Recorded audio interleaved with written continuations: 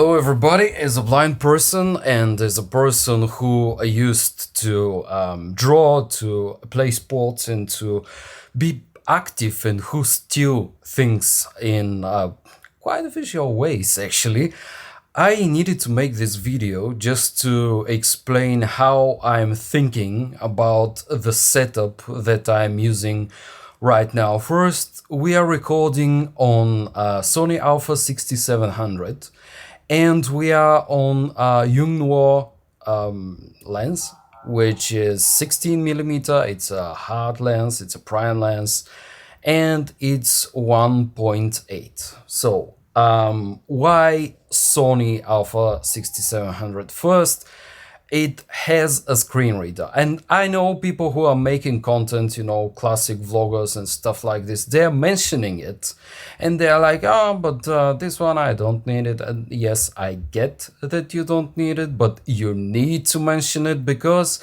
well, the reason why I am using currently this Sony and why I can make this video at the moment is that my girlfriend from university times and currently my girlfriend at the moment shoots Sony Alpha 6700 for the last year and a half. She can see, but obviously she knows that I'm a blind person, and when I bought it and I was constantly asking her about different things on the setup, she was like, why don't you want me to turn on the screen reader for you? And I'm like, everywhere on YouTube and basically around the internet, people are saying that the screen reader is for the camera units which are sold in the USA and Canada. And she was like, no, I have it, I just don't use it because I don't have it.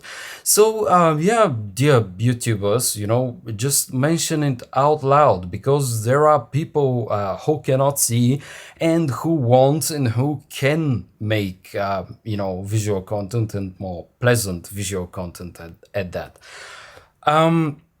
So yeah, first this one, and the second reason is because actually the Sony cameras are speaking to their microphones in a very digital, very starter-friendly way. And previously, because my teacher in photography, because I learned photography from an actual photographer, actually from some actual photographers, they shot on Fuji cameras, and I was like, I want a Fuji camera, you know, the color science and stuff like this. But then I realized that, well, actually, I might want a Fuji camera, but actually, I need to set up my levels of my microphones, and I cannot do it because Fuji cameras do not have screen readers. Only Sony cameras have them. And now Sony cameras, my previous camera was the ZV-E10 Sony, the original one. And well, I chose it, and I'm still choosing Sony because of the digital hot shoe, because you can just plug in your microphone and let it work without dealing with different you know, levels and stuff like this, or else you're not going to have audio basically. And the next part naturally is my microphone. It's EMC BT10 whatever Sony microphone. It's a 4-capsule. It has hard switches on the back. I hate the Chinese made microphones, you know, all the DJI ones, the Comica ones, the other ones, which are against made for people who can see. Like, I know you love your colors, your graphics stuff, and your touch screens and stuff like this, but when I'm having my Sony shotgun mic, I have hard switches, which I can use, and I can learn how to use them and what to expect from them. And from you know, mounts on my cameras, which are with other screen readers, I can expect chaos. Basically, this is what I can expect. Now I have coach you, not coach you. I have a dead cat on this camera because the room that I'm recording in is with quite a lot of anglish and hard surfaces. So in a way, it alleviates this one. So the lens which I'm using, I told you, is a Yongnuo 16 millimeter 1.8, and I needed this because from the camera I'm using built-in version of basically cropping in your image and following yourself inside of the camera, which adds some dynamism in the shots that you are making, and I love it for that. So I needed to have something wider in order to crop in and have some movement as if I'm having someone following me. Actually, because the gimbal that I bought for myself is a Chinese one, and the all gimbals are, and I don't know what it is with Japanese camera makers and European camera makers and general electronic makers, why we can't have gimbals made in the West with proper foresight, with proper accessibility and stuff like this. So yeah, I do not want to mess with my gimbal. I'm fine with my gimbal for my iPhone. It's the maximum that I can squeeze it out of me. Yeah, that's basically the technological part of my setup. There is one light that I'm angled towards me on 30 degrees. Here is my window on the left, and I'm using this technique because this is basically the best I have. And on top of it, even if I do that and turn off this light, I'm using from my painting times when I used to paint. This is a classic technique by the Dutch masters of painting that, the light comes only from one side of the face, and it's fluttering, it's all across the image, and it looks generally nice. It's not used quite a lot. People are generally telling you, sit like this, straight in front of the window so that the window can light up equally your face and stuff like this. I don't like those things. Thank you so much. So we are skipping that. And then I want to come to the in-camera settings that I'm using in order to make my videos, because I think they are quite important as well. So I'm using PP11 look, which is the cinetone look, which comes from Sony's Venice lines of cameras, which means cinema cameras. But when I was making my first clips with this setup, the Sony Alpha 6700 Yongnuo lens, I took screenshots and I ran them through AI-based descriptive service, and I found that the picture looks quite dull in my current setting. And the thing which I wanted to do with my settings is actually pop in some more life into my picture. This is what I wanted to make. So the first thing which I did was to diffuse even more my look by using actually white mist filters. I know the black mist was popular years ago, but I find that white mist filter is more kind of my thing to go on. And then I went in as cinetone, and I dialed in a couple of settings which I'm currently using, and you are looking at this picture currently. So we lifted up the black levels by two things. We lifted the saturation by two things, And by default, on most of the websites and most of the literature, I saw that PP11 should come at clarity -7. Mine, however, was at clarity -5. I set it to clarity -3.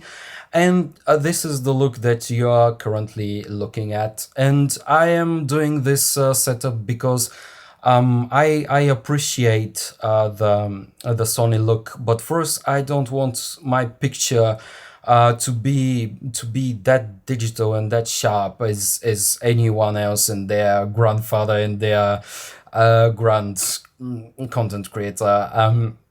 Who say that they want perfect capturing devices and then destroying their images. This is me, because again, before I lost my vision, I am coming from actually painting, and back then when I could see, I wasn't very fond of actually making videos or photos. Now I am kind of influenced to make those and to edit them so that I can achieve the look that I want from them. So this is my thinking, this is my setup. I'm very happy to hear how you are shooting your Sony Alpha camera or whatever camera you are using.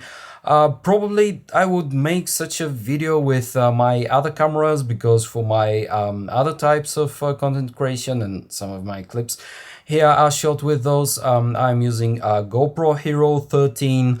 I'm using Insta360 Go 3S and Insta360 X5 and iPhone 16 Pro. And the Meta glasses by Ray-Ban and Meta. These are the cameras which I'm using. Every one of them is used for different things that I want to achieve, actually. And being a person who received quite a lot of training in visual stuff, and then losing your vision, and then trying to explain how you're thinking of your visual process to people who can actually see, is something bizarre. And I'm quite thankful that we are at such a point of history where I can make my pictures, I can make my videos, I can take screenshots, I can run my individual photos through AI, receive quite detailed descriptions of what I did and what I achieved. AIs which I use are ChatGPT and Gemini, of course. There is a specialized app. It's called Be My Eyes. You can check it out. And basically, this is it. It's an outstanding time to be a content creator, and I am encouraging even Canon, even Fuji, even Nikon. Get on the bandwagon set up by Sony, followed a little bit by Insta360, because at least they are having some announcements made by a screen reader. It's not a proper screen reader. It's more like your audio cues, like beeps and stuff like this, are replaced by actual voices who tell you different things, which is quite gimmicky, but it serves. Okay, I admit it. It's one thing to constantly hear beep and beep and don't know what this beep does, and a voice telling you start recording, stop recording. It's already something. So please, Nikon, Canon, Fuji, follow the suit of Sony and partially of Insta360. And make your cameras better in terms of accessibility, because people with disability have lots of genuinely good things to tell you. We are an endless stream of not only flattened, very high emotional,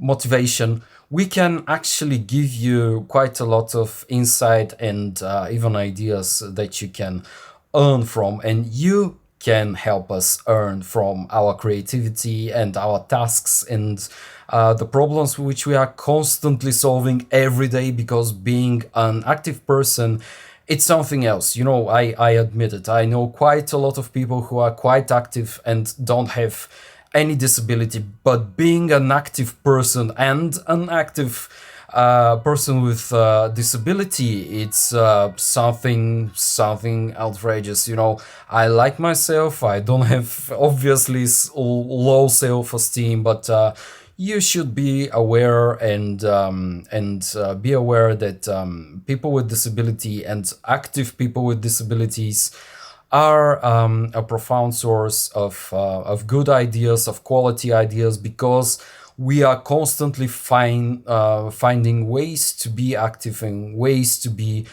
included in a system which still wants us, you know, at bay somewhere aside, because accessibility is not fully built in the cameras, for instance. Yeah, we are having only one major camera maker who, and to be honest, the screen reader of Sony still has lots of things to be developed. Lots of things need to be guessed. Lots of things. Still, I'm taking shots from my iPhone, and I'm running the photos to be described to me by these AI tools. But generally, it's quite acceptable and quite freeing to have an accessible camera. For that, thank you. Subscribe. Tell me what camera you are using and what you think of storytelling, and follow me, and let's keep in touch. And just like this, we are on my GoPro, because I forgot to tell you something. That is that the Sony looks might be designed by cinema makers and makers of cinema cameras, more like it. But actually, what I found by asking endless question to my AI describery thing is that you should underexpose even the cinetone, even with the things which I talked about, you know, the lifted blacks, the lifted saturation, and the lifted details. And my EV compensation is at 0.3 negative, so minus 0.3. At least for my setup, I think it works better than this. Lots of people will say, "Hey, come on, how you can compare S-cinetone on Sony Alpha, and, whatever, you know, top line on nearly top line camera from Sony to GoPro." And yeah, my GoPro is currently at 5.3K. The EV compensation is something like 12%, and then we are on medium sharpness, on maximum stabilization, on horizon lock, and on the tightest digital lens, and we are using the regular lens, and I'm using the GoPro naked with its native microphone and its native voice priority mode, or whatever the name of this mode, the voice mode is. So I thought I'm starting to make this video right now, and if it's interesting to you, I can make further videos like this talking about my setup and how I'm thinking about my looks.